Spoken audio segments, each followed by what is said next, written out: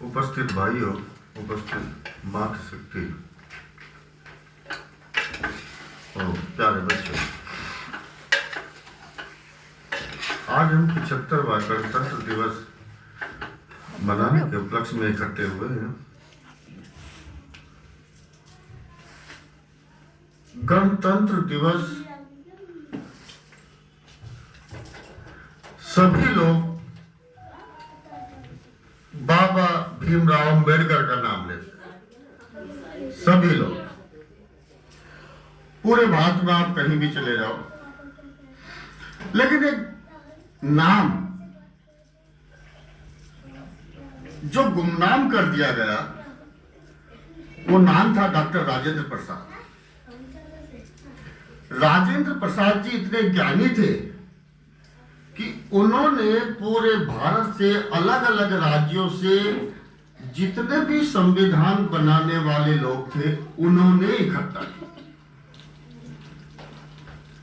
राजेंद्र प्रसाद जी की सादगी, उनकी बुद्धिमत्ता इतनी लोकप्रिय थी कि कोई भी उनको मना नहीं कर पाता। हमारा संविधान बनाने में, मुझे नहीं पता कि ये वोटों की राजनीति रही या क्या रही, मैं उस पॉलिटिक्स में नहीं जाना चाहता, लेकिन हमारा संविधान बनाने में सबसे ज्यादा जो योगदान रहा है वो डॉक्टर राजेंद्र प्रसाद का रहा, और उसी का फल था कि उन्हें गणतंत्र भारत का प्रथम राष्ट्रपति बनाया गया। बाबा भीमराव अंबेडकर भी ज्ञानी पुरुष थे, उन्हें केवल उस संविधान बनाने वाली पीठ का अध्यक्ष बनाया गया। लेकिन बड़े अफसोस के साथ कहा जा रहा है कि जो और मेंबर थे, वो इतिहास में उन्हें विलुप्त कर दिया। अभी मैं सभी मेंबर्स के बारे में अगर चर्चा करूंगा तो बहुत लंबा हो जाएगा, लेकिन मैं डॉक्टर राजेंद्र प्रसाद की बात को लेके मुझसे नहीं रहा। अभी जो भी मैंने टीवी में भी देखता हूँ, सभाओं में भी देखता हूँ, संविधान की जहां बात आती है वहां सिर्फ एक नाम भीमराव अंबेडकर आता है, जबकि डॉक्टर राजेंद्र प्रसाद इतना सादगी का जीवन जीते थे और इतने बुद्धिमान लोग थे कि जो भी सभा के मेंबर थे, जब किसी से वो इकट्ठा नहीं होते थे या आने को तैयार नहीं होते थे, डॉक्टर राजेंद्र प्रसाद की एक सेंटेंस पे वो इकट्ठा हो जाते थे, जुड़ जाते थे। उन्हें इसी चीज का फल दिया गया और नेहरू जी को भी ना चाहते हुए डॉक्टर राजेंद्र प्रसाद जी को गणतंत्र भारत का प्रथम राष्ट्रपति बनाना। डॉक्टर राजेंद्र प्रसाद के बारे में मैं और क्या कहूं।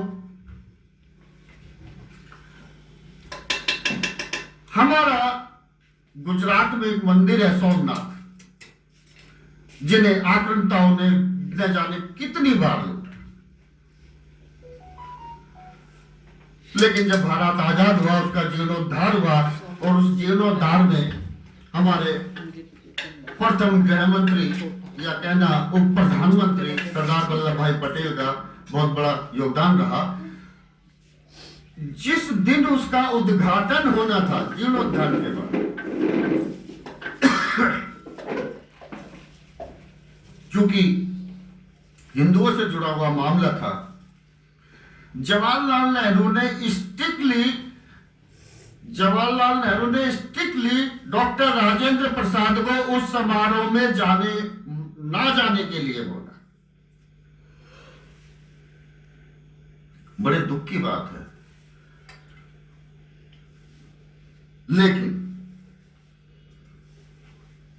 डॉक्टर राजेंद्र प्रसाद ऐसे साक्षात थे कि वो किसी के इशारे पे काम नहीं करते थे। वो गए, उद्घाटन किया, उन्होंने पूरा प्रोग्राम जितना भी टाइम दे सकते थे उन्होंने दिया। लेकिन ये चीजें इतिहास के पन्नों में ऐसी विलुप्त हो जाती हैं कि सभी ये सोचते हैं कि अगर मैंने उसका नाम ना लिया तो वो नाराज हो जाएगा, उसका नाम ना लिया तो वो नाराज हो जाएगा। लेकिन आज तो बदल जाओ। आज दो महापुरुषों के होने से पिछले 10 साल में कितना बदलाव आया है। हमें भी अपनी सोच, अपनी थिंकिंग बदल लेनी चाहिए। हमें भी गर्व से हिंदुत्व को अपना लेना चाहिए। पिछले 10 साल के पहले के इतिहास में अगर हम जाए, क्योंकि आजादी के बाद से तो महात्मा गांधी का ही सबसे बड़ा डर था कि हम हिंदू कहेंगे तो शायद गांधी जी नाराज हो जाएंगे।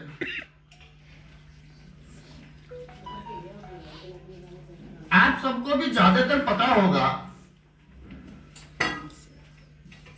नथुराम गोडसे ब्राह्मण थे। नथुराम गोडसे कोई, उनका इतिहास उठा के देखो तो बहुत बड़े विद्वान थे, पढ़े लिखे इंसान। वो कोई बदमाश नहीं थे, लेकिन कहते हैं ना किसी को तो जागना पड़ेगा। उन्होंने सिर्फ महात्मा गांधी को, उनसे कोई द्वेष भी नहीं था, उनकी कोई आपसी लड़ाई भी नहीं थी गांधी जी से। उनकी लड़ाई केवल हिंदुत्व से थी, गोडसे की केवल हिंदुत्व से थी, क्योंकि गांधी जी ने कभी हिंदुत्व की बात कही ही नहीं। और मैं पूरे होशो हवास के साथ कह रहा हूं, हो सकता है मुझे आलोचना भी झेलनी पड़े, लेकिन मैं अपने पूरे होशो हवास से कह रहा हूं कि अगर गांधी जी ना होते तो देश का बंटवारा भी ना होता। नथुराम गोडसे ने गोली मारी, पकड़े गए, कोर्ट में आ गए। कोर्ट ने उनसे कहा कि भाई गोडसे साहब आपका वकील कौन है? कि जी कोई नहीं है। कि कोर्ट आपको इजाजत देता है कि आप अपना वकील करिए। गोडसे बोले मुझे जरूरत नहीं है, मैं अपनी पैरवी खुद करूंगा। गोडसे ने अपनी पैरवी खुद की। इतिहास के पन्नों में ऐसा बताते हैं कि 1 हफ्ते तक नॉन स्टॉप गोडसे बोले और जजों को रिपोर्ट बनानी भारी हो गई। उनका एक बुक है, मैं नाम भी बताऊंगा, कभी मौका मिले पढ़ना। जजों ने अपने अंतर मन की बात कही कि जो उन्होंने अपने बचाव में पक्ष रखा, तो अगर हम बिल्कुल ऑनेस्टली न्याय करते तो वो छूट जाते। लेकिन नेहरू जी प्रधानमंत्री थे, जज भी नौकर थे, उन्हें भी भारत सरकार के प्रेशर में काम करना था। आखिर में उन्हें फांसी हुई।